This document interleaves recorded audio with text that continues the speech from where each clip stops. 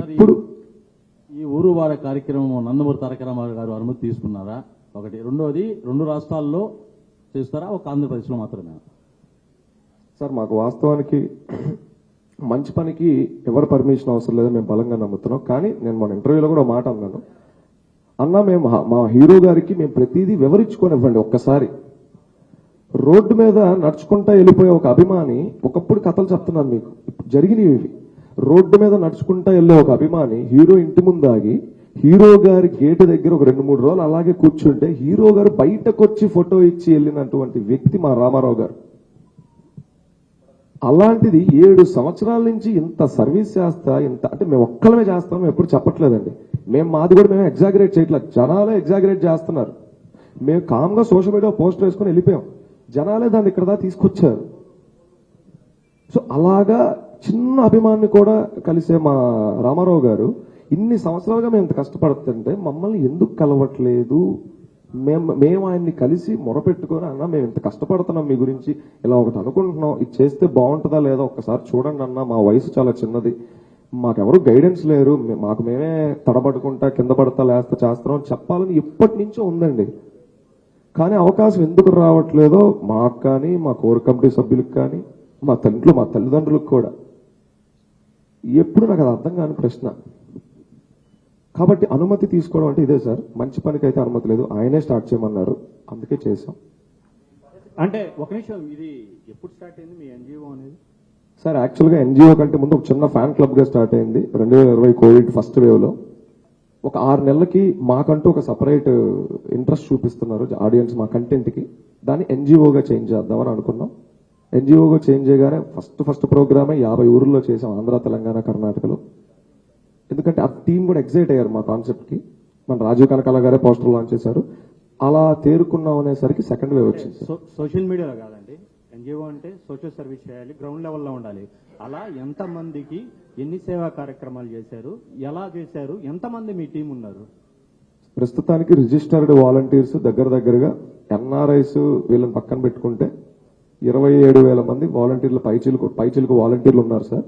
Programmes అంటే చెప్పాను, అన్నదానంతో start చేసి కోవిడ్ సెకండ్ వేవ్ రావడం వల్ల మేము కోవిడ్ లో చాలా సర్వీసులు చేసాం సార్. అవి మాకు చాలా బలాన్ని కూర్చుని, అండ్ మా టీం కూడా ఇంకా చాలా మందికి వచ్చారు. ఇంట్లో ఉండిపోయే వాళ్ళని, ఆ కోవిడ్ ఎఫెక్ట్ అయిన వాళ్ళకి మేమే డెలివరీలు చేసుకొని ఇంటికి వెళ్ళి ఫుడ్, టాబ్లెట్స్, మెడిసిన్స్ ఇవ్వడం జరిగింది. గేటుకి తగిలిచ్చేసి వచ్చేసేవాళ్ళు. కాకపోతే వాళ్ళు బాధలో ఉన్నారు కాబట్టి ఈ ఫోటోలు దిగి మనం బయటికి పెట్టలేం. మేము పోస్టర్లు ఏ ఊరికి ఆ ఊరు వేసాం, 10-15 ఊర్లు. ఫోన్ నెంబర్లు వేసి, మీరు కానీ ఇలా ఇబ్బంది పడుతుంటే ఇంట్లో క్వారంటైన్ అయ్యి ఉంటే మటుకు ఈ నెంబర్లకు ఫోన్ చేయండి, మా టీం వచ్చి మీకు ఫుడ్ ఇచ్చేది, మెడిసిన్స్ ఇచ్చేది ఫ్రీగా. కోవిడ్తో బలపడింది సార్. మనం దాన్ని మంచిగా అనుకోవాలో చెడుగా అనుకోవాలో మాకు తెలియదు. అక్కడి నుంచి రకరకాల ప్రోగ్రాంలు, ప్లాంటేషన్స్, గవర్నమెంట్ స్కూల్స్ ను కూడా మేము టచ్ చేసాం సార్. ఆంధ్ర, తెలంగాణలో పలు గవర్నమెంట్ స్కూల్స్కి వెళ్ళి అక్కడ లేనివి చిన్న సదుపాయాల్ని మేము కల్పించగలిగాం. మేమేమి లారీ ఇచ్చామని చెప్పట్లేదు, మాకెంత ఉందో మేము అంత చేయగలిగాం. ఇంకా అక్కడి నుంచి 365 రోజులు నిత్య అన్నదాన కార్యక్రమం అని, at the same time students కి కొన్ని మోటివేషనల్ సెక్షన్స్ అని, కొన్ని పోస్టర్స్ లాంచ్ అని, అలా చేసుకుంటూ వెళ్తున్నాం. ఎన్టీఆర్ మీల్ అనే ఒక భారీ కార్యక్రమం పునాది పుంజుకుంది 1.5 సంవత్సరం క్రితం. ఎన్టీఆర్ మీల్ కి ఒక బ్యాగ్ 100 crores కూడా కొద్దిగా క్లారిఫికేషన్ ఇవ్వండి. సిఎస్ఆర్ ఫండ్స్ అంటే తెలియకుండా ఏం కాదు, అందరికీ తెలుసు, ఐడియా ఉంది. మీరు తెలియదు అని చెప్పి అనొద్దండి. ఏంటి అంటే 100 కోట్లతో మేము చేస్తున్నామన్నారు. 100 కోట్లు చేస్తున్నామంటే ఆల్రెడీ ఉన్నట్లు, ఎక్కడి నుంచో వచ్చేది కాదు కదండి. ఆల్రెడీ ఉంటే మనం చెప్పాలి, ఓకేనా? సో మీరు పోస్టర్ కూడా 100 కోట్లతో చేస్తున్నాం సేవా కార్యక్రమాలని చెప్పి చాలా క్లియర్ గా మెన్షన్ చేశారు. సో అలాంటప్పుడు ఉంటే ఉన్నదాన్ని మేము ఇంత పెద్ద చేస్తున్నామని చెప్పాలి. అసలు లేని దాన్ని మేము సృష్టిస్తామని చెప్పడం ఎంతవరకు కరెక్ట్? ఎలా దాన్ని ప్రజల్లోకి తీసుకెళ్తున్నారు? ఆ 100 కోట్ల రూపాయల ఫండ్స్ అనేది సేకరించి చేస్తారా? అది క్లారిటీగా చెప్పాలి. మేము సేకరించి కాదు, 1000 కోట్ల రూపాయలు మేము సంపాదించి దాన్ని మేము ఖర్చు పెడతాం అనేది ఒక పద్ధతి. ఆల్రెడీ మా దగ్గర ఉంది 1000 కోట్లు, మేము ఖర్చు పెడతాం అనేది ఒక పద్ధతి. సో క్లారిఫికేషన్ ఇవ్వండి. ఒక సినిమాను మనం అనౌన్స్ చేసేటప్పుడు ఒక ప్రొడ్యూసర్ దగ్గర మొత్తంలో డబ్బు ఉండదు, ఫినాన్షియర్స్ అని ఒకటి ఉంటుంది. ఇది సినిమా కాదండి. అదే సార్, ఇది సినిమా కాదండి. ఒక ఎన్జిఓ అన్నప్పుడు చాలా బాధ్యతాయుతంగా వ్యవహరించాలి. దానికి వచ్చేటువంటి ప్రతి రూపాయి కూడా ఒక సామాన్యుడి కోసం, ఒక పేద వ్యక్తి కోసం ఎవరో ఒకరు సహాయం చేసేటువంటిది. మీరు చెప్పిన సిఎస్ఆర్ ఫండ్స్ కావచ్చు, what ever it is. CSR funds అనేవి జనరల్ గా ఎలా వర్క్ అవుతాయి అంటే, మనం ఆ గ్రామానికి వెళ్ళినప్పుడు మా గ్రామ కమిటీ ఏదైతే ఉంటుందో వాళ్ళని ఎడ్యుకేట్ చేయాలి ఫస్ట్ పాయింట్. ఇప్పుడు ఒక గ్రామంలో మరుగుదొడ్లు లేవనుకుందాం. ఆ గ్రామంలో మా టీము ఆ బాధితుడు డైరెక్ట్గా టాటాకో లేకపోతే ఒక కంపెనీకో ఫోన్ చేసి, అయ్యా మా ఊర్లో మరుగుదొడ్లు లేవు, వచ్చి మరుగుదొడ్లు కట్టండి అంటే కట్టరు. దానికి ఒక ప్రణాళిక ఉంటుంది. ఫస్ట్ ఐడెంటిఫికేషన్ ఆఫ్ ది ప్రాబ్లంని గుర్తించటం. 2 ప్రెజెంటింగ్ ద ప్రాబ్లంని ఎలా ప్రజెంట్ చేయబోతున్నాం. 3 బడ్జెట్ అనాలిసిస్. అసలు మీ ఊర్లో ఎన్ని గడపలు ఉన్నాయి, ఎన్ని గడపలకి ఎన్ని బాయికానాలు కావాలి, బాయికానాలు కట్టిన తర్వాత మళ్ళీ వాటర్ ప్రాబ్లం ఏమన్నా ఉందా మీ ఊర్లో, ఇలా ఒక డీటెయిల్డ్ ప్రాజెక్ట్ రిపోర్ట్ అనేది ఒకటి ఉంటుంది. మనం ఊరూరు తిరిగి మన వాళ్ళని ట్రైన్ చేసుకొని రిపోర్ట్లు తయారు చేసుకొని లీగల్గా గవర్నమెంట్కి సహాయపడే విధంగా, హెల్ప్ అయ్యే విధంగా, వ్యతిరేకంగా కాకుండా దీన్ని వాళ్ళకి ప్రజెంట్ చేయడం జరుగుతుంది. It's a process sir.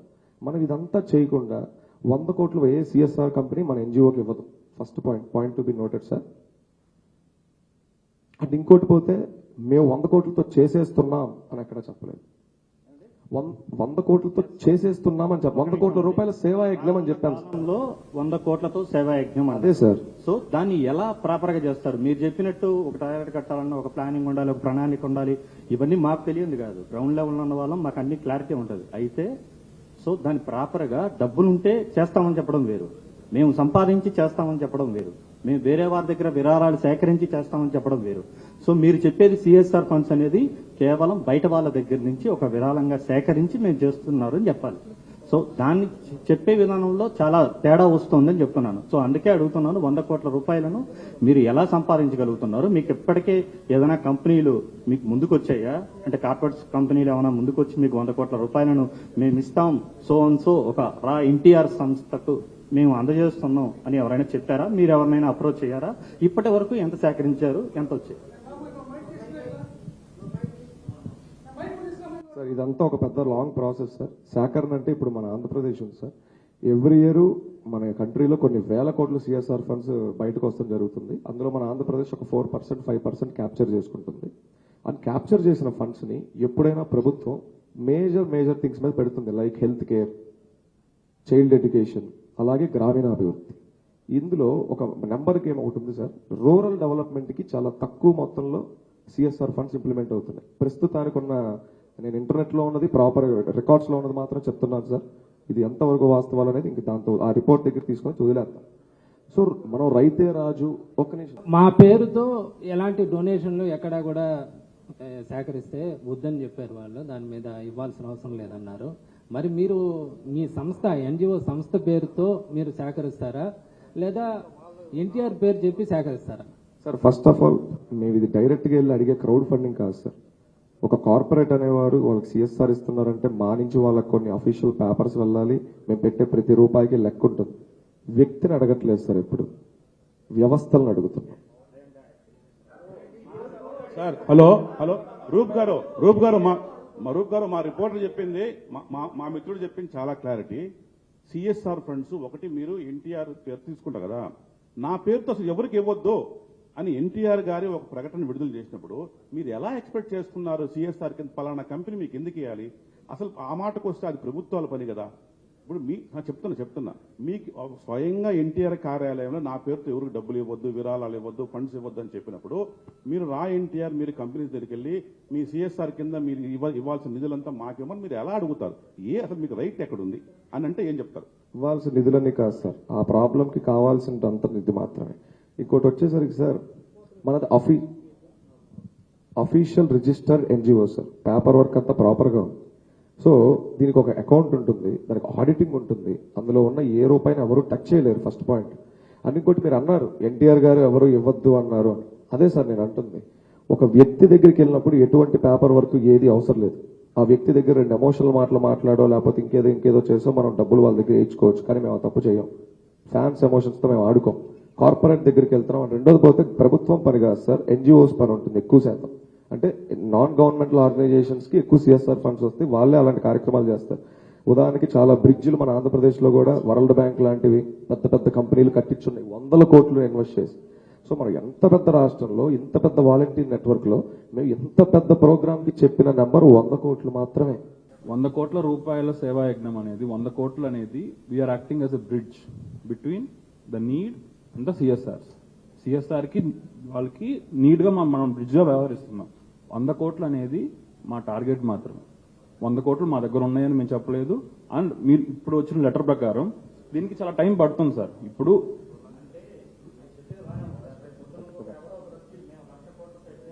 Sir ఆ కాన్సిక్వెన్సెస్ అన్నీ అదే చెప్పబోతున్నాను. ఎస్ సార్, రాడికల్గా ఏం వెళ్ళమండి. దానికి మీరు చెప్పిన వాటి కాన్సిక్వెన్సెస్ అన్నీ సార్ అదే చెప్పబోతున్నాను సార్.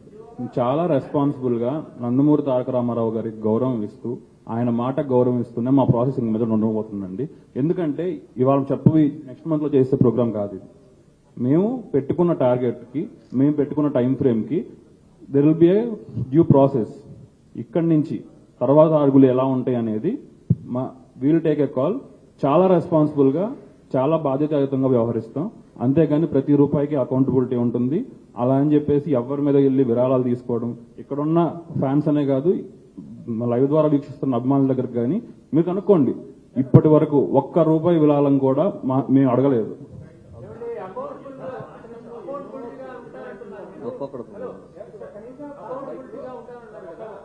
ఇప్పుడు 7 సంవత్సరాల్లో మీరు ఎంత ఖర్చు పెట్టారు? ఇప్పటి వరకు మొత్తం సెల్ఫ్ ఫండెడే సార్. దీనికి ప్రాపర్ లెక్క అంటే చెప్పలేం. ఎందుకంటే ఒక అకౌంట్ ద్వారా కానీ, ఒక కరెంట్ అకౌంట్ ద్వారా కానీ ఏదైనా ఒక ట్రాన్సాక్షన్ జరిగిందంటే దాన్ని చెప్పగలం. మేము అన్నాం కదా సెల్ఫ్ ఫండెడ్. ఎన్టీఆర్ మిల్ విజయవాడలో జరుగుతుంది, ఎన్టీఆర్ మిల్ హైదరాబాద్ లో జరుగుతుంది, ఎన్టీఆర్ మిల్ తమిళనాడులో జరుగుతుంది. ఎన్ని ఊర్లలో 160 సెంటర్స్ లో ఎవరి ఖర్చు వాళ్ళు మాత్రమే పెట్టుకున్నారు. మా ఇన్ఛార్జెస్ మేము ఎంచుకునే ఇన్ఛార్జెస్ కి ఒక వృత్తి ఉంటుంది. వ్యాపారం అవ్వనివ్వండి, ఉద్యోగం అవ్వనివ్వండి, వాళ్ళ ఊర్లో వాళ్ళు ప్రోగ్రామ్ నడిపించుకునే శక్తి వాళ్ళకు ఉంటుంది. సో వాళ్ళు ఎంత ఖర్చు పెట్టారో మాకు చెప్పక్కర్లేదు. అండ్ మా నుంచి వాళ్ళకేమి, వాళ్ళ నుంచి మాకేమి టూ అండ్ ఫ్రో ట్రాన్సాక్షన్స్ అనేవి లేవు. అందుకే నేను అమౌంట్ బయట చెప్పలేము ఇప్పటిదాకా జరిగింది. బట్ ఇక మీదట జరిగేకి మాత్రం ఒక రికార్డు ఉంటుంది. సిఎస్ఆర్ ఫండ్స్ అలా వస్తాయి. అండ్ సిఎస్ఆర్ ఫండ్స్ కి మేము ఎలిజిబుల్ అంటే ఎస్ వీఆర్ ఎలిజిబుల్. భయ్యా హలో చెప్తున్నాం. ఒక వ్యవస్థని రిజిస్టర్ చేసి 3 సంవత్సరాలు అయి ఉండాలి సిఎస్ఆర్ ఫండ్స్ ఎలిజిబుల్ అవ్వాలంటే. This is the first thumb rule. ఇంకొక 2 రోజుల్లో మేము 3 సంవత్సరాలకు ఎలిజిబిలిటీ ఫస్ట్ క్రైటీరియా వచ్చేస్తుంది. అంటే రాకుండానే ఎలిజిబిలిటీ రాకుండానే మీడియా సమావేశం ఏర్పాటు చేశారా సార్? ఎలిజిబిలిటీ వచ్చాక ప్రోగ్రామ్ స్టార్ట్ చేస్తున్నాగా. మేము ఎలిజిబిలిటీ రాగానే ఊరువాడ స్టార్ట్ అయిందని చెప్పలేదండి. సిఎస్ఆర్ ఫండ్స్ అనేది గవర్నమెంట్ కన్సైకిల్ లో ఉంటుంది. అంటే ఆ నియోజకవర్గ ఎమ్మెల్యే అడిగితేనే ఆ సిఎస్ఆర్ ఫండ్స్ కూడా రిలీజ్ చేస్తారు కొన్ని కార్యక్రమాలకి. అవన్నీ లేకుండా, అవన్నీ తెలియకుండా ఇప్పుడు సిఎస్ఆర్ ఫండ్స్ ద్వారా సేవా కార్యక్రమం అంటారు. అయితే పోస్టర్ లాంచింగ్ లో మాత్రం 100 కోట్ల రూపాయలతో ప్రజాసేవ అనే కార్యక్రమం అని చెప్పారు.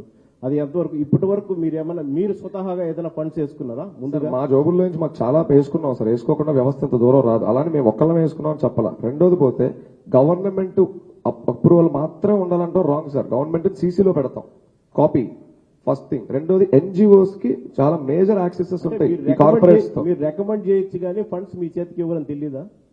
అదే సార్ నేను అంటున్నా. ఫండ్స్ మా చేతికి ఇవ్వకపోతే మాకేంటి సార్ ప్రాబ్లం? ఆ ఊర్లో పని జరుగుతుంది కదా. నేనేమంటున్నా అంటే నేను చెప్పేది సేవా కార్యక్రమం అంటే మీరు చేయాలి కదా అంటాను. అవును సార్, అది మేము చేసిన ప్రాసెస్ కదా సార్. రిపోర్ట్ తయారు చేసేది మేము ప్రజలకు చేసేది సార్. గ్రౌండ్ లోకి వెళ్తుంది మేము. దాంట్లో మీకేం సంబంధం? గ్రౌండ్ లోకి వెళ్తుంది మేము. గవర్నమెంట్ ప్రజలకి సిఎస్ఆర్ ఫండ్స్ తో సేవ చేస్తుంది. దాంతో మీకేం పని? అక్కడే చెప్తున్నాను కదా సార్. మన ఆంధ్రప్రదేశ్ కేటాయించిన ఒక 4% సిఎస్ఆర్ ఫండ్స్ లో చాలా తక్కువ మొత్తం మాత్రమే రూరల్ డెవలప్మెంట్ మీద వెళ్తున్నాయి. మా మెయిన్ దృష్టి రూరల్ డెవలప్మెంట్, గ్రామీణాభివృద్ధి. మా మెయిన్ దృష్టి దీని మీదే ఉంటుంది. సో ఇక్కడ మేము వెళ్ళి ఒక రిపోర్ట్ తయారు చేసి ప్రతి ఊర్లో మా వాలంటీర్స్ ని, మా టీంని ఎడ్యుకేట్ చేసి వాళ్ళకి చైతన్యవంతం చేసి సార్ విలేజ్ లో యుఎస్ పోలో షర్ట్ వేసుకునే రేంజ్కి వెళ్ళినాయి సార్ గ్రామాల వాళ్ళ. అలాంటిది మేము జేపీ గారిని కలిసాం సార్. ఇది చెప్పుకోవాలి. ఇది జయప్రకాష్ నారాయణ గారు కలిసాం సార్ ఈ ప్రోగ్రామ్ కి సంబంధించి కొన్ని కీలకమైన నిర్ణయాల కోసం. సార్కి మొత్తం చెప్పిన తర్వాత ఆయన ఒక మాట అడిగారు మమ్మల్ని. నాకు ఒక మాట ఇవ్వాలి మీరు, నేను దీనికి ఏదన్నా మీ ఐడియాకి మీ చిన్న వయసు ఒక మాట ఇవ్వాలన్నారు. ప్రజల్ని ఎప్పుడూ సోమరబోతులు చేయకండి. ఈ ప్రోగ్రాం ద్వారా ఊర్లో ఎవరి మరుగుదొడ్డి వాడికి ఎలా కడుక్కోవాలో నేర్పించండి. మేము వెళ్ళి మీ మరుగుదొడ్లు కడుగుతామని ఎవ్వరికి చెప్పకండి. ఒక రాజకీయ పార్టీ అయినా, ఒక సేవా సంస్థ అయినా ఈ 2 రూల్స్ ని గుర్తు పెట్టుకుంటే ఖచ్చితంగా మీరు ప్రజలకు మంచి చేస్తారంటే. ఫస్ట్ ఆఫ్ ఆల్ మీ వెనక ఎవరో ఉన్నారని ఒక 5 రోజుల నుంచి ఒకటే రాసేస్తున్నారు. మా వెనకాల నిజంగా ఎవరూ లేరు. ఆయన మీద ఒక ఎమోషన్ ఉంది. రామారావు గారు ఉన్నారని కాదు ఇక్కడ. దాని అర్థం రామారావు గారు అసలు మా వెనకాల ఎందుకు ఉంటారు సార్? ఆయన మీద ప్రేమ మట్టుకే ఉంది. ఎందుకంటే మేము చేస్తుంది ఆయన కోసం కాబట్టి, ప్రజల మంచి కోసం కాబట్టి.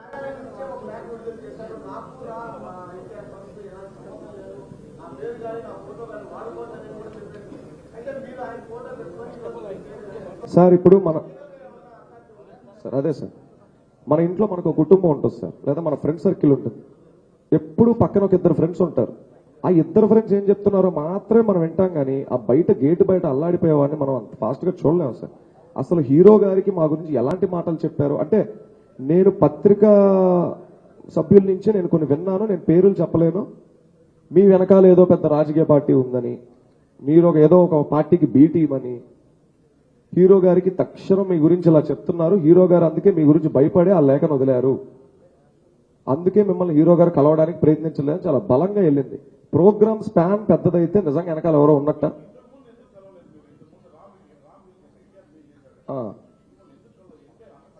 సార్ 2024 జనవరి 8న కరోనా నుంచి మీరు సర్వీస్ చేస్తున్నారు. కార్పొరేట్ సోషల్ రెస్పాన్సిబిలిటీ పేరుతో ప్రతి ఒక్కరు కూడా ఈ సేవా కార్యక్రమాలు చేస్తారు. బట్ ఇక్కడ మీరు పెడుతున్నటువంటి ఈ ఒక ఆర్గనైజేషన్ లో ఇష్యూ ఏంటంటే 100 కోట్లని మీరు సొంతంగా సేవ చేయొచ్చు, మీరు సోషల్ రెస్పాన్సిబిలిటీ తీసుకోవచ్చు. బట్ ఇక్కడ ఒక హీరోని ముందు పెట్టి చేస్తున్నారు. సో దీనిపైన అఫీషియల్ ఫ్యాన్స్ అసోసియేషన్ కూడా వాళ్ళు యాంటీగా మాట్లాడుతున్నారు. అసలు వాళ్ళు ఎవరో మాకు తెలియదు, మేము సోషల్ యాక్టివిటీస్ చేస్తున్నాం, బట్ ఇటువంటి వారు ఎప్పుడు కూడా ఎన్టీఆర్ ని అప్రోచ్ అవ్వలేదు, కనీసం వాళ్ళ పిఆర్ టీమ్ ని టచ్ చేయలేదు. వాళ్ళు ఎందుకు ఈ రకమైనటువంటి స్పెక్యులేషన్స్? ఇప్పుడు 2 స్టేట్స్ లో కూడా పొలిటికల్ గా టర్న్ అయిపోయింది ఇది అందరూ కూడా చాలా ఇంట్రెస్టింగ్ గా చూస్తున్నారు ఇప్పుడు మీరు మాట్లాడేది. సో ఒక ఎన్టీఆర్ ని అడ్డం పెట్టుకొని, ఒక హీరోని అడ్డం పెట్టుకొని ఈ రకమైనటువంటి యాక్టివిటీస్ 100 కోట్లు అనేటువంటి ఇష్యూనే ఇప్పుడు రైజ్ అవుతుంది. సో అది ఎక్కడి నుంచి తీసుకొని వస్తారు? మేజర్ క్వశ్చన్ అయితే ఇదే. ఆర్గనైజేషన్ అయితే మీరు పెట్టచ్చు, కానీ ఈ ఒక ఫండ్స్ అనేది ఎక్కడి నుంచి రైజ్ అవుతాయి? ఇప్పుడు మీరు సేవా కార్యక్రమాలు చేస్తే మిమ్మల్ని ఇనిషియేట్ తీసుకొని ఇంకొకరు చేస్తారనే మాట అది చాలా మంది చేస్తారు, చాలా అది రూట్ అనేది క్లియర్ అవుతుంది. సో మీరు ఏ రకంగా ఫండ్స్ రైజ్ చేస్తారో అదే ఇప్పుడు మేజర్ క్వశ్చన్. అదే సార్, ఇప్పుడు నేను ఇందాక ఫస్ట్ లో మాట అన్నాను, సేవకు ఒక లిమిట్ ఉండదు. లెట్స్ సి మీరన్న అసోసియేషన్స్ ఇవన్నీ ఇప్పటి వరకు ఒక 10 రూపాయలకు సంబంధించిన సేవ చేస్తుందని అనుకుందాం. మేము 100 రూపాయలకు సంబంధించిన సేవ చేయాలని మేము అనుకుంటున్నాం. ఫస్ట్ ఆఫ్ ఆల్ ఇది తప్ప? ఏమాత్రం తప్పు కాదు సార్.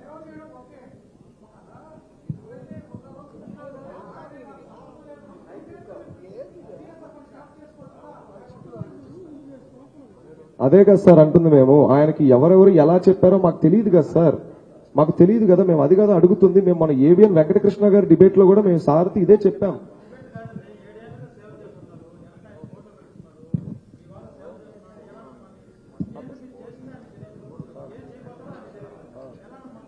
ఇన్నేళ్లు చేసిన ఆయనకి తెలియదని అనుకుంటున్నారా? అంటే కాదు.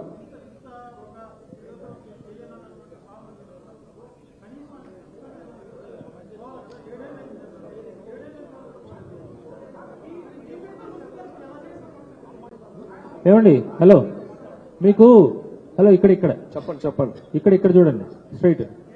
ఇక్కడ మీకు P4 అనేది గవర్నమెంట్ ఒకటి పెట్టున్నది, దాని మించి ఏమైనా అవగాహన ఉందా మీకు? అంటే జస్ట్ చూసాం సార్, పబ్లిక్ పాలసీ మన టీడీపీ గవర్నమెంట్ మన ఏదో పెట్టింది అదే P4. అంటే పూర్తి డీటెయిల్ గా తెలియదు సార్, గమనించాను అంతే జస్ట్.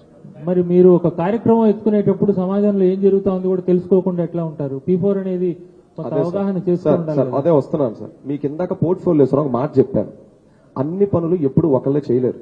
ఓకేనా? నేను చేయగలిగే పనులు కొన్ని ఉంటాయి, మా టెక్నికల్ టీం చేయగలిగే పనులు కొన్ని ఉంటాయి, మా ఆడిటర్లు చేసేసి ఒకటి ఉంటుంది, లీగల్ టీం ఒకటి ఉంటుంది. సో ఎవరి స్టడీ వాళ్ళు చేస్తారు సార్. ఇక్కడ అందరి ఇన్ఫర్మేషన్ అందరికీ తెలియాలని అస్సలు లేదు, ఎక్కడా లేదు. ఓకే, P4 కి సంబంధించి ఉన్న కాన్సెప్ట్ కూడా ప్రతి ఊర్లో ఎవరికి వాళ్ళు దత్తత తీసుకొని చేసే కార్యక్రమాలే ఉంది. సో మీరు కూడా ఈ P4 లో భాగస్వామ్యం అయ్యే అవకాశం ఉందా సార్? ఒకటి, ప్రభుత్వం, అది ఏ ప్రభుత్వం అయినా, ఏ పార్టీ ప్రభుత్వం అయినా, ఇప్పుడైనా తర్వాత అయినా, ఒకటి ప్రభుత్వానికి కూడా మనం ఉపయోగపడుతున్నాం అంటే చాలా ఆనందకరమైన విషయం సార్. ఎందుకంటే వాళ్ళు డీల్ చేయాల్సినవి చాలా ఉంటాయి. అందులో ఒక ఎన్జిఓగా మేము కొంచెం చేదోడుగా నిలిస్తే తప్పేముంది సార్? ఎవరి ప్రభుత్వం అయినా కానీ నిజంగా వాళ్ళ నుంచి మేము ఒక 2-3 ఏళ్ళు బాగా కష్టపడి దీన్ని బాగా ల్యాండ్ చేయగలిగితే, ప్రభుత్వం కలిసి పని చేద్దామమ్మా, మంచి పని మీరు చేస్తుంది, ఇప్పుడు గవర్నమెంట్ కొన్ని స్కీమ్స్ పెడుతుంది, కలిస్తే బాగుంటది అనుకున్నప్పుడు తప్పకుండా కలుస్తాం. 3 ఏళ్లు తర్వాత కలుస్తాం అనేది కాదండి, ఇప్పుడు లైన్ లో ఉంది P4 అనేది, ఇప్పుడు ఉంది. సో మీరు ఇమీడియట్ గా కూడా P4 తో కూడా మీ కలిసి పనిచేసేదానికి ఎక్కడైనా దత్తత తీసుకుని కొన్ని కుటుంబాలని బాగు చేయడానికి ప్రయత్నం చేయొచ్చు కదా? అదే సార్, అదే వెల్కమింగ్ ఎప్పుడైనా ప్రభుత్వం నుంచి ఉండాలి కదా సార్. ఇప్పుడు మేము ఒక ఎన్జిఓగా మా పని మేము చేసుకుంటాం. మేము వెళ్ళిపోయి డైరెక్ట్ గా వాళ్ళకి ప్రపోజల్స్ పెట్టలేం కదా. దానికి ఫస్ట్ మేము అర్హులో కాదో మేము చూసుకోవాలి కదా, మమ్మల్ని మేము చెక్ చేసుకోవాలి కదా. ఒకవేళ నిజంగా మేము అర్హులు అయితే వాళ్ళే పిలుస్తారు సార్, అంతే. రూప్ గారు ఒకటే, రూప్ గారు ఒకటే sir 1 by 1 sir, 1 by 1 sir please. Roop garu ఏం సార్ ఒకసారి అడగండి సార్, నాకు కనపడలేదు.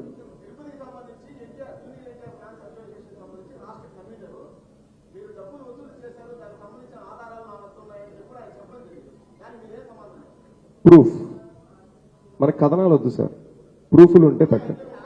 ఇవ్వమనండి సార్. ఇప్పుడు నాకు ఎవరో దృష్టికి తెచ్చారు మన మీడియా మిత్రులే, ఏఎస్పీ గారిని కలిశారు, మీ మీద కంప్లైంట్ ఇచ్చారు, మీరు తప్పు చేస్తున్నారు అన్నారు. ఆ కంప్లైంట్ పేపర్లో అవి కూడా పెట్టి మేము తప్పు చేసి ఉంటే ఇవాళ అదే బయట ఉన్న పోలీస్ శాఖ గారు వాళ్ళకి థ్యాంక్స్ చెప్పుకోవాలి సార్. ముందు మర్చిపోయాను, వారు మమ్మల్ని అరెస్ట్ చేయొచ్చు.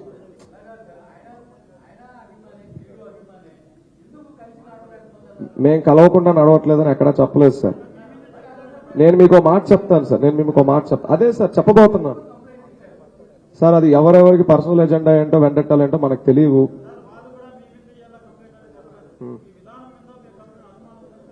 అనుమానం ఉంటే ఇన్వెస్టిగేషన్ జరుగుతుంది. లా అండ్ ఆర్డర్ అనేది ఒకటి ఉంది, ఇన్కమ్ ట్యాక్స్ ఉంది, ఈడీ ఉంది, సిబి ఉంది, సిబిఐ ఉంది, సిఐడి ఉంది. మీరు ఎన్ని బలగాలైనా పంపొచ్చు, మమ్మల్ని వెరిఫై చేసుకోవచ్చు. మా ఆఫీస్ అడ్రస్ ఎక్కడ ఉందో కూడా మేము బహిరంగంగా అన్ని చోట్ల చెప్తున్నాం. రూప్ గారు మళ్ళీ దయచేసి మళ్ళీ అదే ప్రశ్న అనుకోవద్దండి. ఇప్పుడు సింపుల్ ఒకటే అంశము. మీరు ఎవరైతే ఏ కంపెనీ అయితే ఎన్టీఆర్ బొమ్మను చూపించి అడుగుతారో అదే కంపెనీ మీకు సిఎస్ఆర్ కింద ఫండ్ ఇవ్వడానికి ముందు ఎన్టీఆర్ కార్యాలయం విడుదల చేసిన ప్రకటన పక్కన పెట్టుకొని మీకు ఫండ్స్ రిజెక్ట్ చేస్తుంది కదా. ఒకటి కాదు, మీరు ఏది అప్లై చేసినా సిఎస్ఆర్ కింద ఖచ్చితంగా రిజెక్ట్ అవుతుంది. ఎందుకంటే రా ఎన్టీఆర్ కి మీరు ఎలాగో ఎన్టీఆర్ బొమ్మ చూపిస్తారు, అందులో 100% సిఎస్ఆర్ కింద మీరు అడుగుతారు కదా. అదే రా ఎన్టీఆర్ సంస్థ అప్లై చేస్తే మీకు వచ్చి ఎన్టీఆర్ విడుదల చేసిన ప్రకటన మీకు చూపించి మీకు ఫండ్ రిజెక్ట్ చేస్తారు కదా. అన్ని చోట్ల మీకు ఎదురు కాకూడదు, అలాంటి సందర్భం రాదనుకుంటున్నారా? ఈ స్టేట్మెంట్ కరెక్ట్ గా 5 రోజుల కిందటే వచ్చింది సార్ మా రామారావు గారి ఆఫీస్ నుంచి. ఎన్టీఆర్ కి సంబంధం లేదు అని. అందుకే మేము వెంటనే ఒక న్యూస్ ఛానల్ అడిగినప్పుడు మేము డిబేట్ లో మొరపెట్టుకున్నాం, మేము పడుతున్న కష్టాలు ఇది, మా ప్రాబ్లమ్స్ ఇవన్నీ. ఇప్పుడు మీరు అన్నారు మేము వ్యక్తుల దగ్గరికి వెళ్ళి అడగట్లా, వ్యవస్థల దగ్గరికి వెళ్ళి సిఎస్ఆర్స్ రైజ్ చేస్తున్నాం. And CSRs is 100% legitimate and on bylaw. అదే సార్ నేను అంటుంది, ఇది ప్రెస్ మీట్ ప్లానింగ్ కంటే తర్వాత జరిగింది, ఇది ప్రెస్ మీట్ లో మనం మాట్లాడుకోవడం కంటే తర్వాత జరిగింది, 4 రోజుల కింద జరిగింది. దీని వెనకాల ఎవరున్నారు, ఎందుకు ఇలాంటి స్టేట్మెంట్ వచ్చింది, 7 సంవత్సరాలుగా కష్టపడి పనిచేస్తున్న ఒక వ్యవస్థ మీద ఇలా వేయడానికి గల రీజన్స్ ఏంటి, ఇవేం మాకు తెలియవు కదా. మేము బాధపడుతుంది అదే కదా ఇప్పుడు మీ ముందుకు వచ్చి వ్యక్తం చేసుకుంటుంది. అండ్ మంచి పని ఎవరు ఆపాలని ఎవరు చూడరు సార్. గవర్నమెంట్ కి అన్ని లెక్కలు చెప్పాలి సార్. ఎవరు ఇక్కడ సిఎస్ఆర్ ఫండ్స్ ని మిస్యూజ్ చేయడానికి లేదు. అది మనం ఇండివిజువల్ గా ఎవరి దగ్గర ఫండ్ తీసుకుంటే దాన్ని ఏమైనా చేయగలరు. సిస్టమ్ లో మన అందరి ముందు జరుగుతున్నాయి, మన అందరికీ తెలిసిందే, ఇదేందా మనం దాపరికాలు ఏం లేవు. కానీ ఒక వ్యవస్థ దగ్గర మనం ఒకటి తీసుకుంటున్నాం అంటే దానికి ప్రతిదీ పేపర్ వర్క్ ఉంటుంది. ఇన్ రిటర్న్ మేము వాళ్ళకి కొన్ని సర్టిఫికేట్స్ ఇష్యూ చేయాలి. ఇదేది కూడా గవర్నమెంట్ కి తెలియకుండా జరగదు, మేము దాచిపెట్టేది కాదు సార్. ఈ పరిస్థితి ఇప్పుడు ఎదురైంది అంటున్నాను నేను. దీని ప్రోగ్రామ్ స్టార్ట్ చేయకముందు, మేము పోస్టర్ వేయకముందు, ప్రెస్ మీట్ అనౌన్స్ చేయకముందు జరగలేదు. 5 రోజుల కింద జరిగింది సార్. పోలీస్ కంప్లైంట్ అంటే సార్ ఇక్కడ అదే సార్ మేము ఉంటుంది. అదే సార్, అలాంటి కేసు పెట్టిన రోజు మేము తప్పు చేస్తే దాన్ని ఎదుర్కోవడానికి మేము సంసిద్ధంగా ఉన్నాం సార్. సాయిరూప్ మీరు 7 ఏళ్లుగా కార్యక్రమాలు చేస్తున్నారు. అయితే ఇప్పటి వరకు కూడా ఎన్టీఆర్ గుర్తించలేదు కాబట్టి ఈ కార్యక్రమం ద్వారా అట్రాక్ట్ కావాలని చెప్పేసి ఈ కార్యక్రమాన్ని తీసుకొచ్చారా? మీరు చెప్తున్న దాన్ని బట్టి సెల్ఫ్ ఫండింగ్ తోనే సేవా కార్యక్రమాలు చేశారని చెప్పారు ఇప్పటి వరకు. అయితే 7 ఏళ్లుగా మీరు ఎన్టీఆర్ కలవలేకపోయారు, ఎన్టీఆర్ మమ్మల్ని కలవలేకపోయాడు అని చెప్పేసి మీరు మాట్లాడారు. మరి ఎన్టీఆర్ మీతో మాట్లాడాలని మాత్రమే ఈ కార్యక్రమానికి తెరతీశారా? లేదు అంటే దీని వెనక ఏదైనా పొలిటికల్ మోటివ్ ఉందా? అంటే ప్రత్యక్షంగా పరోక్షంగా చాలా విమర్శలు వస్తున్నది ఏంటంటే రాజకీయ విద్వేషాలు చెలరేగే విధంగానే వ్యవహరిస్తున్నారని ప్రధానమైన ఆరోపణ రాష్ట్ర రాజకీయాల్లో చర్చగా కొనసాగుతుంది. అలాంటి ఇంటెన్షన్ మోటో ఏదైనా మీకుందా? స్పష్టంగా చెప్పేయండి. ఎందుకంటే మీరు ఎన్టీఆర్ మీతో మాట్లాడలేదు కాబట్టి ఈ కార్యక్రమం చేస్తున్నాం అన్నట్టుగానే మీరు ఇందాక మాట్లాడారు. మరి ఎన్టీఆర్తో మాట్లాడితే ఈ సేవాయజ్ఞం ఆగిపోతుందా? లేదు ఈ సేవాయజ్ఞం కొనసాగాలంటే ఎన్టీఆర్ సహకారం ఉండాలని చెప్పేసి మీరు కోరుకుంటారు. ఎన్టీఆర్ గారితో మాట్లాడే అవకాశం వచ్చిన రోజు మా అన్నకి మేము ఈ కాన్సెప్ట్ ని ఇంకొకసారి ఎలాబొరేటివ్ గా క్లియర్ గా చెప్పుకొని అప్రోచ్ ఇదన్నా, లీగాలిటీస్ ఇవన్నా, ప్రోగ్రామ్ అవుట్పుట్ ఎలా ఉండబోతుంది, ఇంత స్పాన్ ఉంది, ఇన్ని సంవత్సరాలని ఇవన్నీ చెప్పి ఒక సినిమా కథని ఎలా అయితే ఫుల్ బౌండ్ స్క్రిప్ట్ గా చెప్తామో ఈ ఊరు అలాగే చెప్పి, అరే నువ్వు ఆపేయరా నాకొద్దు అంటే ఒక టైట్ హక్కిచ్చి క్షమించన్నా నేను ఇబ్బంది పెట్టుంటే అని చెప్పి నేను అక్కడ వెనక్కి తిరిగి చూడకుండా వెళ్ళిపోయి నా పని నేను చేసుకుంటాను. ఫిక్స్ ఇందులో.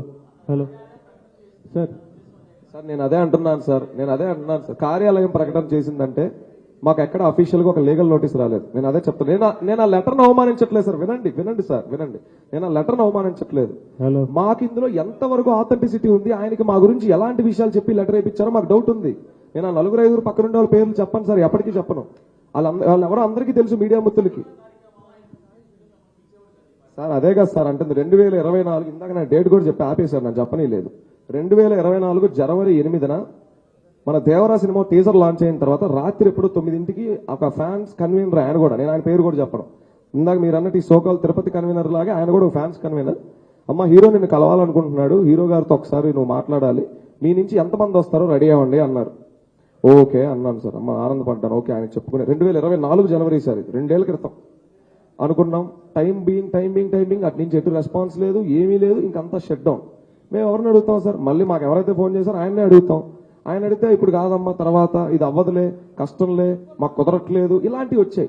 అందులో ఎంతవరకు వాస్తవాలు కూడా మాకు తెలియదు. మాకు అక్కడ ఏం చేయనా అటు నుంచి ఒక ఇన్ఫర్మేషన్ వస్తే అది నిజమో అబద్ధమో కూడా మాకు తెలియదు. ఆయన చెప్తున్నారు. ఇక్కడ మాకేదో ఇది ఉందనుకోబాకండి సార్. అంటే అది ఎన్టీఆర్ నుంచి వస్తే నమ్ముతాం, ఆఫీస్ నుంచి వస్తే నమ్మమని కాదు. అసలు ఆయన చుట్టూ మా గురించి ఏం చెప్తున్నారని మా బాధ సార్. అంటే ఇన్ని కోట్ల మంది అభిమానులు ఉన్నారని అనుకుంటున్నారు కదా మీరు. అంటే ఒక 3-4 ఆయన దగ్గరుండి చెప్తే వినేంత బలహీన పరిస్థితుల్లో ఆయన ఉన్నాడు అనుకుంటున్నారా? లేకపోతే మీరు చేస్తుండే సేవల మీద ఆయన నమ్మకం లేక మీకు రెస్పాండ్ కావట్లేదు అంటారా? అంత బలహీనంగా ఉన్నాడా? ఒక 3-4 చెప్తే వినేంత బలహీనం కాదు సార్, బలహీనం కాదు. నందమూరి తారక రామారావు గారు సినిమాల్లో అంటే ఇటీవల మీరు గమనించుంటే ఆయన ఫిజిక్ కానివ్వండి, ఆయన వర్కౌట్స్ కానివ్వండి, రోజుకు ఒక పూట తినడం, ఆ లీన్ లుక్ కోసం, ఇలా గత 4-5 సంవత్సరాలుగా ఆయన కష్టం ఎంతో ఉంది సినిమాల మీద. ఆయన ఎంతో అలరిస్తున్నారు ఆడియన్స్ ని. సార్ అదే సార్ వినండి సార్, నన్ను కంప్లీట్ చేయనివ్వండి సార్ కొంచెం. సార్ నేను మానసిక పరిస్థితి గురించి నేను మాట్లాడలేదు, మీరు అటువైపు వెళ్ళకండి. అదే సార్ వినండి. ఇది ఒక మనిషి చేసేదో, లేకపోతే ఇది ఒక 5 నెలలు 6 నెలలు చేసి ఆపేసేదో అయితే ఒక మనిషి ఈజీగా చూడగలరు దాన్ని. ఇది నిరంతరం జరుగుతున్న ఒక ప్రాసెస్, 6 సంవత్సరాల నుంచి జరుగుతున్న ప్రాసెస్. ఆయనకి ఎంతవరకు దీని మీద ఎలాంటి అవగాహన ఉందో మనకు తెలియదు. మేమేం మా హీరో గారు మీరు అన్ని పనులు మానేసి అన్నగారు మా గురించి మొత్తం స్టడీ చేయండి, రిపోర్ట్ పంపిస్తామని కూడా మేము అనట్లేదు సార్. ఆ 4-5 చుట్టుపక్కల ఉన్న వాళ్ళు చెప్పి ఫస్ట్ వింటాం సార్. ఇది హ్యూమన్ సైకాలజీ సార్. మేము ఆయన అనుమానించడం కాదు, ఇది ఆయన తక్కువ చేసి మాట్లాడడం కూడా కాదు. నిరంతరం నా చెవులో రోజు మా పక్కన ఉన్న వాళ్ళిద్దరు వాడదంటే నిజంగానే వాడది. 100 సార్లు 10 సార్లు వీడు ఎదవా అంటే నిజంగానే ఎదవా. ఇది క్రియేట్ అయిపోద్దని మా భయం సార్, అంతే. ఇక్కడ మేము ఎవరిని అలా మాట్లాడట్లేదు సార్. మానసిక పరిస్థితుల గురించి వీటి గురించి మేము చెప్పలేదు. సాయిరూప్ గారు సార్, మీరు గ్రామీణాభివృద్ధి కోసం ఎన్టీఆర్ ని ఏర్పాటు చేసి ముందుకు వచ్చినందుకు ఫస్ట్ ఆఫ్ ఆల్ మీకు కంగ్రాచులేట్ చేస్తున్నాం sir. Thank you sir. Sir ఈ సిఎస్ఆర్ నిధులు రావాలంటే ఇన్కమ్ ట్యాక్స్ అసెస్ ఉండాలి సార్. మీరు అంటే ఐటీజీ యాక్ట్ కానీ 12 AP కానీ ఉండాలి సార్. అది మీకుందా? భవిష్యత్తులో మీరు చేయబోయే కార్యక్రమాలకు మీ నిజాయితీ నిబద్ధత చూసి ఎన్టీఆర్ గారే మీకు డొనేట్ చేయవచ్చు, చెప్పలేం. ఫస్ట్ 12 AP ఉన్నాయా మీకు? సార్ వాస్తవానికి 12A ATG అప్లై చేస్తున్నాం. 12A ATG రాకుండానే సార్ వినండి 12A ATG రానప్పటికీ కూడా మనకు ఒక ఎలిజిబిలిటీ క్రైటీరియాలో CSR 1 అనేది మనం అప్లై చేసుకుంటే మనం ఒక ఇంప్లిమెంటేషన్ పార్ట్నర్ గా ఉంటాం. అంటే CSR ఎలిజిబిలిటీ ఉన్న వాళ్ళకి ఫండ్ వెళ్తుంది, మనం గ్రౌండ్ లో పనిచేస్తాం, మనం వాళ్ళని రిప్రజెంట్ చేస్తాం. ఇంప్లిమెంటేషన్ పార్ట్నర్ అనేది అఫీషియల్ గా ఉంది. ఈ CSR 1 అనే దానికి మేము ఎలిజిబుల్, మా టీం దాని మీద వర్క్ చేస్తుంది. అండ్ 12A ATG కూడా మేము తీసుకుంటాం. మేము తీసుకోమని చెప్పడం దానికి ఒక క్రైటీరియా ఉంది, దాటగానే మేము వాటిని కూడా తీసేసుకుంటాం. మేము అన్నిటికీ వీఆర్ రెడీ. సార్ మీ వ్యక్తిగతమైన ఫోన్ పేకి ఇప్పటి వరకు దీనికి పేరుతో నిధులు వచ్చిందా లేదా? మీ వ్యక్తిగత ఫోన్ నెంబర్ కు ఉండేటువంటి ఫోన్ పేకి ఇప్పటి వరకు జరిగిన కార్యక్రమాలకు సంబంధించి నిధులు పంపించడం జరిగిందా? సార్ మా వ్యక్తిగత ఫోన్ నెంబర్లు అంటే ఒకటి సార్, ఇప్పుడు మేము ఒక ఈవెంట్ పెట్టుకున్నాం సార్. ఇప్పుడు సార్ కొంచెం వినపడట్లేదు. హలో సార్ కొంచెం. ఇప్పుడు మేము ఈ ఈవెంట్ ఒకటి పెట్టుకున్నాం సార్. ఈ ఈవెంట్ లో ఉన్న కోర్ కమిటీలో 5-10 మంది మొత్తం నా ఫ్రెండ్స్, నాతో జర్నీ చేస్తున్న వాళ్ళు, మేము కష్టపడుతున్న వాళ్ళం. ఈ ఈవెంట్ ఎవరైతే కోఆర్డినేట్ చేస్తున్నారో లెట్స్ ఈ ఈవెంట్ కి ఒక 4 లక్షలు 3 లక్షలు 2 లక్షలు ఖర్చు అయింది అనుకుందాం. ఇది ఎప్పుడు ఒకళ్ళని పెట్టుకోలేం కదా సార్. మీకు ఆల్రెడీ చెప్పాను, నేను ఉద్యోగం చేసుకునే మనిషిని. మాతో అందరు ఉన్న వాళ్ళు కూడా వ్యాపారాలు చిన్న చిన్న ఉద్యోగాలు చేసుకునే మనుషులే. ఈవెంట్కి అయ్యొచ్చు మా కోర్ టీం మొత్తం పెట్టుకుంటుంది. ఇక్కడ వాళ్ళ డబ్బులు నేను మిస్యూజ్ చేయడానికి ఏం లేదు. నేను అడిగింది మీ వ్యక్తిగతమైన అదే నెంబర్ సార్, గురించి నా వ్యక్తిగతమైన అకౌంట్ గురించి నేను చెప్తుంది. నేను ఎవరికో ఊర్లో వాళ్ళకి ఇవ్వస్తానని నేను చెప్పలేదు. ఈ ప్రోగ్రామ్ సాయి రూప్ అనేవాడు ఈ ప్రోగ్రామ్ ఆర్గనైజ్ చేస్తున్నాడు. ఇది మన ప్రోగ్రామ్, రేపు మనం వెళ్ళి కూర్చునే ప్రోగ్రామ్. దానికి ఇంత ఖర్చు అవుతుందంట, అందరం ఇంత వేసుకుంటున్నాం. నేను అదే కదా జాయింట్ గా చేస్తున్నాం, ఇంటర్నల్ ఫండింగ్ ఇప్పటి వరకు. అంటే మీ పేరుతో మీరు మీ ఫోన్ పేతో తీసుకుంటున్నారు. తప్పే ఉంది సార్. అది ఒకవేళ క్రైమ్ అయితే మేము ఇంకొకరు పెట్టి తీసుకుంటాం కదా. ఈ ప్రోగ్రామ్ లో తప్పే ఉంది. మా వాళ్ళే కదా ఇస్తుంది మాకు, మా టీమే కదా మాకు ఇస్తుంది. సో అంటే మీ ఫ్యాన్స్ సార్ అదే సార్, అది ఇప్పుడు అండర్లైన్ సార్, అండర్లైన్ ఇది. That is not a donation, it's a contribution. వ్యక్తిగతంగా తీసుకుంటున్నారు. అదే అండర్లైన్, అది డొనేషన్ అవ్వదు, కాంట్రిబ్యూషన్ అవ్వదు.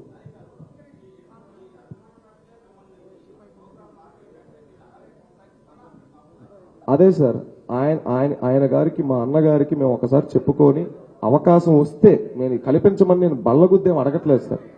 ఆయనే ఆపేయమని కలిసి ఆయనకి ఫుల్ బౌండ్ స్క్రిప్ట్ చెప్పాక కూడా వద్దు, నాకు ఇది నచ్చలేదు, నువ్వు ఆపేయంటే మీకు అదే అన్నాను కదా సార్. హక్ చేసుకుని వెళ్ళిపోతాను. హక్ చేసుకునే అవకాశం అయిపోతే అది కూడా వదిలేస్తాను.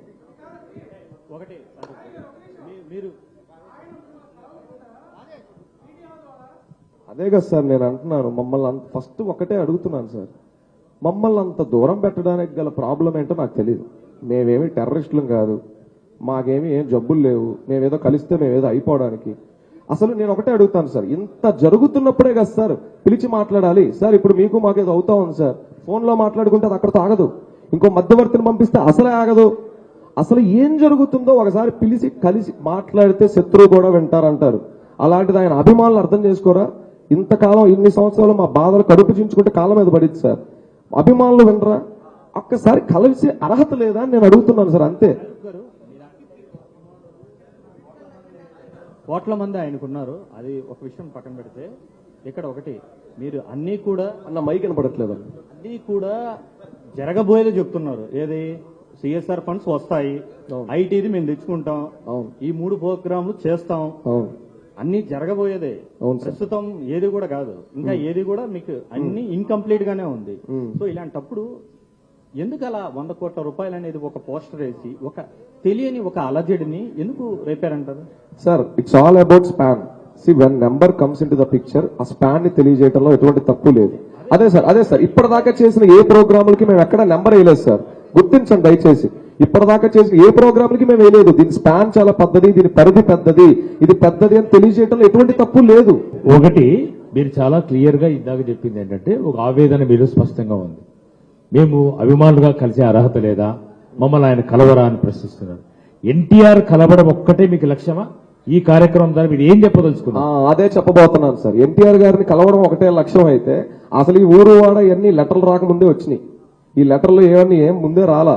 ఇవాళ ఆయనంతటా ఆయన మమ్మల్ని ఆపేయండి అని ఆయన ఆఫీస్ నుంచి లెటర్ వచ్చిందని అందరూ క్వశ్చన్ చేస్తున్నారు కాబట్టి అడుగుతున్నాం. ఏం మరి 4-5 సంవత్సరాలు ఎక్కడ ఏ వేదిక మీద అన్నా మమ్మల్ని కలవండి అన్నా, మేము మిమ్మల్ని కలుస్తాం, మీకు దండం పెడతాం, ఎక్కడ సోషల్ మీడియాలో కూడా అసలు మేము ఆయన కలిసామో కలవలేదో ఎవ్వరికీ తెలియకుండా మేము ఎందుకు మా మొహం చాటుకొని బతికాం? ఇవాళ ఎందుకు బట్టబయలయ్యాం? ఆ లెటర్లనే వచ్చినాయి కాబట్టి మేము బట్టబయలయ్యామన్నా. ఆయన కలవడం లక్ష్యం ఏంటన్నా? అసలు అదెక్కడ లక్ష్యం? ఆయన కోసం పనిచేయడం నాకు ముఖ్యం. ఆయన కలిసేసి ఆ ఫోటోని ఎక్కడో డీపీలో పెట్టుకొని 10 మంది ముందు ఫోజులు కొట్టాల్సిన అవసరం అంత నాకు లేదు. నా హీరో నాకు దైవం. దేవుడిని ఎప్పుడైనా కలిసావా? దేవుడిని కలిస్తే గుడికి వెళ్తావా? నేను ఇది ఒక్కటే నమ్ముతానన్నా. అంటే ఇప్పుడు ఎన్టీఆర్ మిమ్మల్ని కలవకపోవడమే ఆయన చేసిన నేరమా?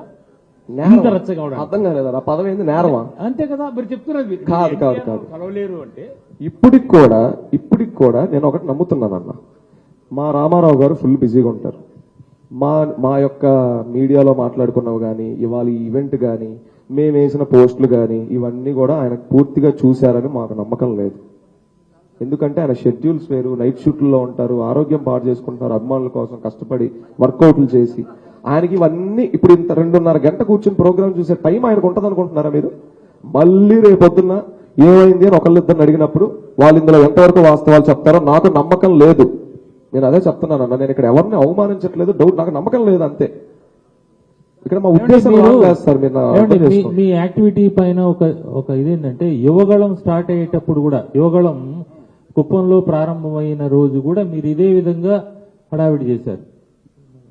ఎందుకు చేశారు ఏం అప్పుడు హడావుడి చేశాం సార్ కుప్పంలో? అప్పుడు కూడా ఇదే విధంగా మీరు జూనియర్ ఎన్టీఆర్ కి సంబంధించిన విషయాలు కావచ్చు. కుప్పం లోకల్లో జరిగిన మా వ్యవస్థకు సంబంధించినవి కాదు. ఆ న్యూస్ నేను చూశాను సార్.